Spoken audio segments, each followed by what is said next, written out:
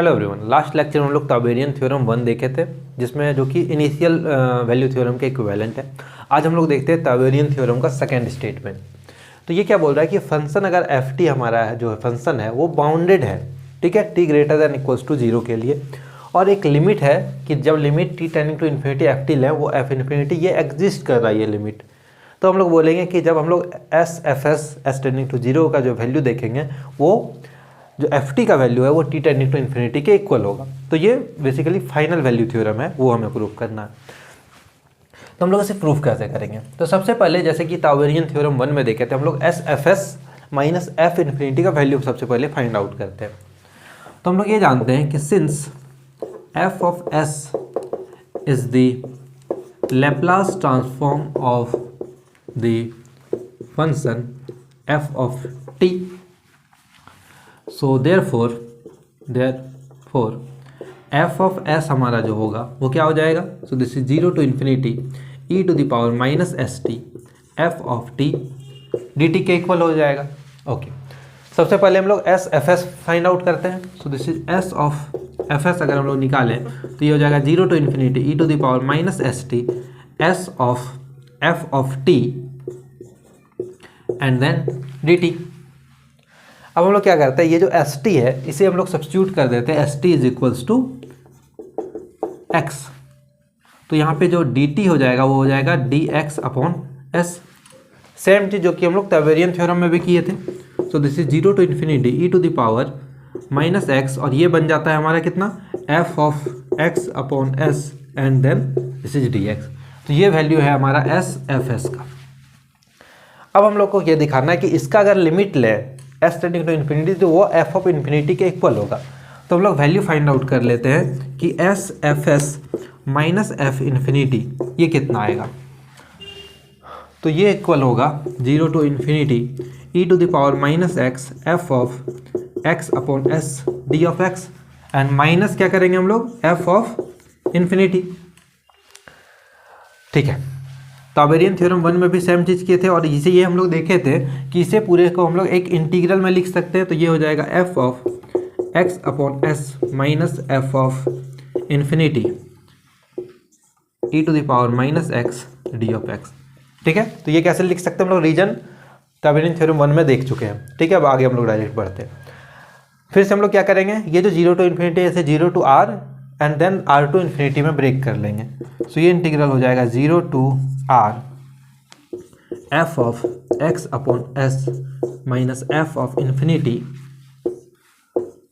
E to the power minus x d x and then plus r to infinity f of x upon s minus f of infinity e to the power minus x d x.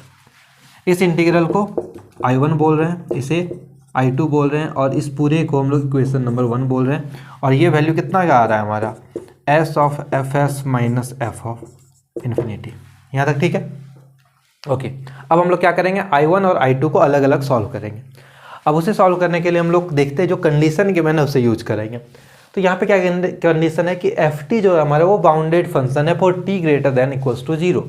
ठीक है, तो इस definition को use करते हैं and solve करते हैं। तो फंक्शन जो एफ टी बाउंडेड है उसे यूज करते हैं। Since f t is bounded for t greater than equals to 0, कि t greater than equals to के लिए ये फंक्शन एफ टी क्या बाउंडेड है। Therefore there exist m greater than 0 such that कि मॉड ऑफ एफ टी जो होगा हमारा ये लेस देन m हो जाएगा for all t greater than equals to 0। Okay, ये सही है, बट हमारे पास t ना होके फंक्शन हम लोग किस फॉर्म में, एफ एक्स अपॉन एस। तो इसका ये मतलब हुआ कि फंक्शन अगर हम लोग x अपॉन एस लें तो ये भी क्या हो जाएगा, बाउंडेड हो जाएगा m के। ठीक है, और यहाँ पे अगर हम लोग एफ ऑफ इन्फिनिटी भी पुट कर दें तो ये भी क्या हो जाएगा, बाउंडेड हो जाएगा m से, ये गिवन है। ओके, हम लोग इसे बोल देते हैं इक्वेशन नंबर 2। अब हम लोग क्या करते हैं, I1 का वैल्यू निकालने की कोशिश करते हैं। नाउ मॉड ऑफ I1 जो होगा वो क्या हो जाएगा, mod integral 0 to r f of infinity e to the power minus x d of x. ठीक है, यहाँ तक कोई दिक्कत नहीं। अब हम लोग ये जो एब्सोल्यूट वैल्यू है उससे रन करते हैं इंटीग्रल के अंदर, तो साइन क्या हो जाएगा, less than equals to, so this is 0 to r mod f of x upon s। ठीक है, हम लोग क्या कर रहे हैं, दोनों पे अलग अलग ऑपरेट कर देंगे। So this is f of infinity and then e to the power minus x dx। हम लोग यहाँ पे दो टर्म एक साथ किए। हम लोग क्या किए, सबसे पहले ये जो मॉड है उसे इंटीग्रल के अंदर ऑपरेट किए, तो ये हो जाएगा mod of f x minus x upon s minus f of infinity, and then ये mod of a plus b लगा दिए कि mod a plus mod b के लेस देन इक्वल्स टू होगा। सो दिस इज, दोनों में mod अलग अलग ऑपरेट कर दिए, और इसका वैल्यू क्या है, less than equals to m, इसका वैल्यू भी less than m. So this less than equals to m m to m 0 to r e to the power minus x and then dx। इस integral को अगर solve करें तो ये जो value आएगा ये आ जाएगा 2m e to the power minus x upon minus one. जैसे लिमिट पुट करेंगे ये हो जाएगा 1 माइनस e to the power minus r. ठीक है यहाँ तक, ओके। इसे बोलते हैं इक्वेशन नंबर 3। ओके, अब हम लोग क्या देखते हैं, जैसे ताउबेरियन थ्योरम 1 में देखे थे हम लोग कि अगर ये जो वैल्यू r है इसे अगर हम लोग लार्ज वैल्यू ले लेट्स से कि इन्फिनिटी टेंड कर रहा है, तो जैसे ये इन्फिनिटी टेंड करेगा तो ये वैल्यू 2m हो जाएगा। ठीक है, क्योंकि ये 0 बन जाएगा तो ये 2m बचेगा, और m क्या है, कोई भी हम लोग एक कांस्टेंट एग्जिस्ट कर रहा है जिससे हम लोग बोल रहे हैं बाउंडेड होगा, तो ये हम लोग कोई भी स्मॉल क्वांटिटी हम लोग ले सकते हैं। ठीक है, स्मॉल क्वांटिटी हम लोग उसे बना सकते हैं कि फंक्शन लेट्स से कोई स्मॉल क्वांटिटी में बाउंडेड हो जाए, तो मीन्स r का वैल्यू अगर हम लोग लार्ज इनफ ले लें तो ये जो क्वांटिटी I1 है उसे हम लोग कोई भी एक स्मॉल क्वांटिटी से छोटा बोल सकते हैं। ठीक है, सेम चीज करेंगे हम लोग यहाँ पे। Now taking the value of r so large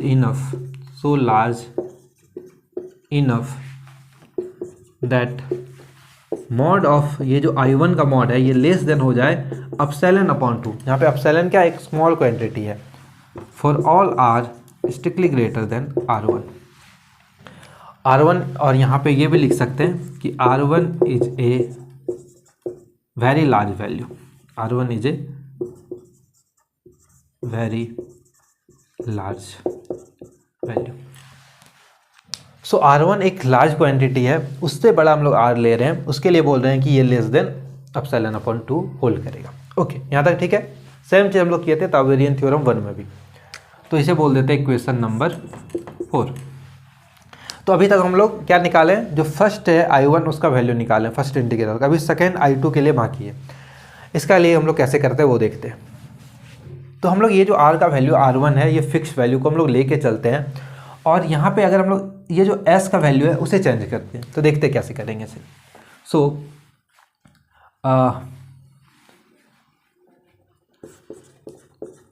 choosing value of S such that value of S for this value of R1 so that हम लोग ये दिखाना चाह रहे हैं कि एफ एक्स अपॉन एस जो है माइनस एफ ऑफ इन्फिनिटी, इसका जो मॉड वैल्यू होगा ये लेस देन होगा एप्सिलॉन अपॉन 2 की। ये कैसे करेंगे, तो ये एफ ऑफ इन्फिनिटी है, तो अगर ये जो क्वांटिटी है इसे अगर हम लोग इन्फिनिटी बनाना चाहें तो उसके लिए क्या करना होगा, एस को 0 को टेंड करना होगा।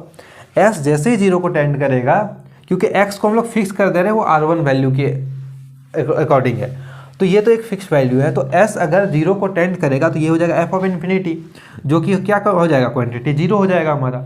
मीन्स अगर इसे एक स्मॉल क्वांटिटी से छोटा वैल्यू बनाना है तो S का जो वैल्यू होगा वो हमें क्या करना होगा, 0 के करॉस्पॉन्डिंग, 0 के विदिन लेना होगा, 0 के आसपास रखना होगा, कि S जो है वो 0 को टेंड करे ऐसा वैल्यू लेना होगा।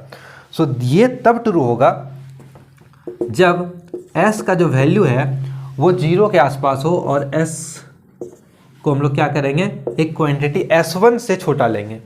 हम लोग क्या करेंगे, S को एक क्वांटिटी S1 एज्यूम करते हैं, उससे छोटा लेते हैं। ठीक है, सो यहाँ पे ये लिख सकते हैं, और यहाँ पे x जो है, x जो होगा वो हमारा R1 से बड़ा होगा, ठीक है।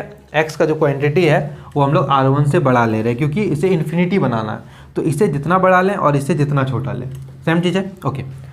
और यहाँ पे ये चीज़ S1 के लिए हम लोग लिख सकते हैं, where S1 is very small value. S1 क्या है, एक वेरी स्मॉल वैल्यू हम लोग कंसिडर कर रहे हैं, ओके। अब हम लोग निकालेंगे integral I2। So now mod of I2 अगर हम लोग निकालें तो ये क्या हो जाएगा, मॉड I2 क्या था हमारे पास,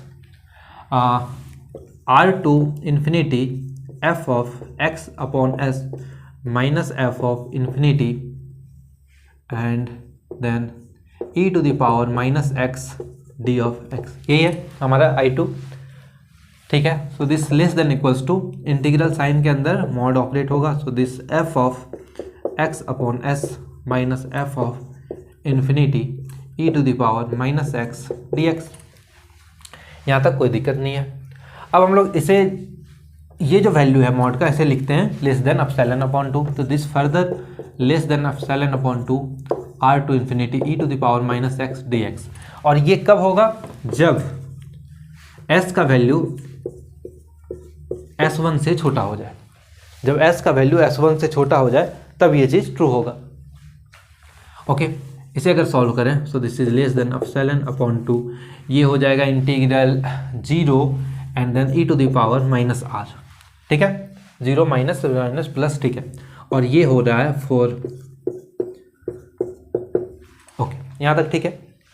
अब जैसे हम लोग I2 के लिए देखे थे, नहीं फर्स्ट I1 के लिए देखे थे कि R को हम लोग क्या कर रहे हैं, R को क्या कर रहे हैं, वो टेंड कर रहा है किसके, R1 से एक बड़ा क्वांटिटी ले रहे हैं। तो जैसे यहाँ पे R भी R1 से बड़ा क्वांटिटी लेंगे R को, तो ये क्या हो जाएगा, ये 0 को टेंड करेगा, मीन्स ये एक स्मॉल क्वांटिटी बन जाएगा, ये एक स्मॉल क्वांटिटी बन जाएगा। तो ये जो वैल्यू है इसे हम लोग हटा के हम लोग क्या बोलेंगे, therefore